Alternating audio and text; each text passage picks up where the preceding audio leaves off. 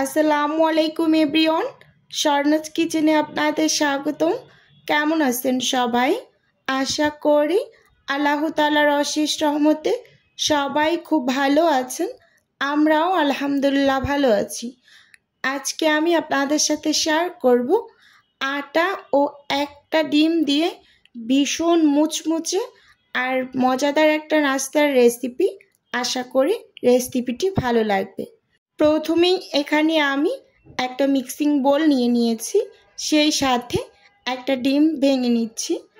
আমি নাস্তাগুলো একটা ডিম দিয়ে তৈরি করে নেব। আপনারা যদি চান আরও ডিম বাড়িয়ে নিতে পারেন, তাহলে সব কিছুর মেজারমেন্ট কিন্তু বাড়িয়ে নিতে হবে। সেই সাথে অ্যাড করে দিচ্ছি স্বাদ মতো লবণ। এই নাস্তাটা একটু বেশি করে তৈরি করে অনেক দিন কিন্তু সংরক্ষণ করেও রেখে দিতে পারবেন। দিয়ে দিলাম 1-2 কাপ চিনি।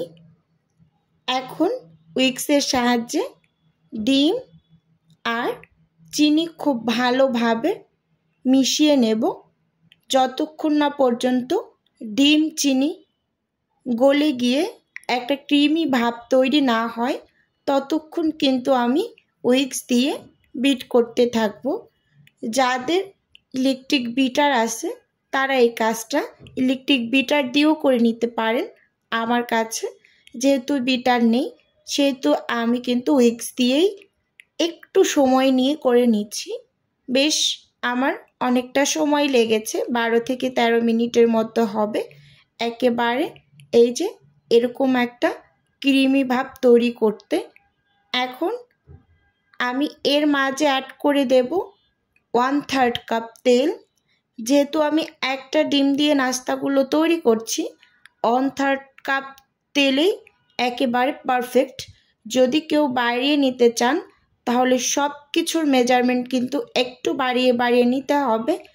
খুব ভালোভাবে ডিম, চিনি আর তেল একসাথে মিশিয়ে এই যে দেখুন পারফেক্টলি একটা টেক্সচার চলে এসেছে নাস্তা তৈরি করার জন্য। এখন 1 কাপ আটা দিয়ে দিচ্ছি প্রথমে, সেই সাথে দিয়ে দিলাম 1 চামচ বেকিং পাউডার। এখন উইক্স দিয়ে আস্তে আস্তে সব কিছু মিশিয়ে নেব। আমি কাজটা উইক্স দিয়ে করে নিচ্ছি, আপনারা হাত দিয়েই সরাসরি প্রথম থেকে কাজটা করে নিতে পারেন। এই যে আমার কাছে এই যে এই ডোটা অনেকটাই ঢিলা মনে হচ্ছে, তাই আমি এখানে আরও 1/4 কাপের মতো আটা ব্যবহার করব। আপনাদের কিন্তু কম বেশি আটা লাগতেও পারে, আবার নাও লাগতে পারে। এটা ডিমের সাইজের উপর অনেকটা নির্ভর করে। এই যে এখন আটা দিয়ে দিচ্ছি আন্দাজ করে 1/4 কাপের মতো। এবার আমি হাত দিয়ে খুব ভালোভাবে ডোটা মেখে নেব। এই নাস্তাগুলো আসলে ভীষণ মজার হয়। মূলত এটা অনেকটা বেকারির বিস্কিটের মতো লাগে, অনেকে এটাকে বিস্কিট পিঠাও বলে থাকে।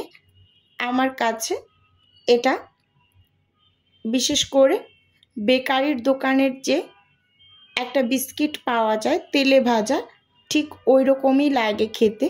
এই যে বন্ধুরা, আমি ডোটা একেবারে রেডি করে নিয়েছি, এখন রেস্টে রেখে দেবো। এই যে এরকম একটু আঠালো হলেই বুঝতে হবে একেবারে পারফেক্টলি ডোটা রেডি। 10 মিনিটের মতো রেস্টে রেখেছি। এই যে দেখুন হাতে একটু নিয়ে দেখিয়ে দিয়েছি, একেবারে সেট হয়ে গিয়েছে ডোটা। এখন হাতে আমি একটু তেল মেখে নেব। দেখুন একটা চামচ নিয়ে নিয়েছি, এই চামচের সাহায্যে এখান থেকে কিছুটা ডো নিয়ে নিলাম। এরকম একটা চামচ দিয়ে যদি আপনারা ডোটা নেন তাহলে সব নাস্তাগুলোর সাইজ একই রকম হবে, তাই বলছি এরকম একটা চামচ ব্যবহার করবেন।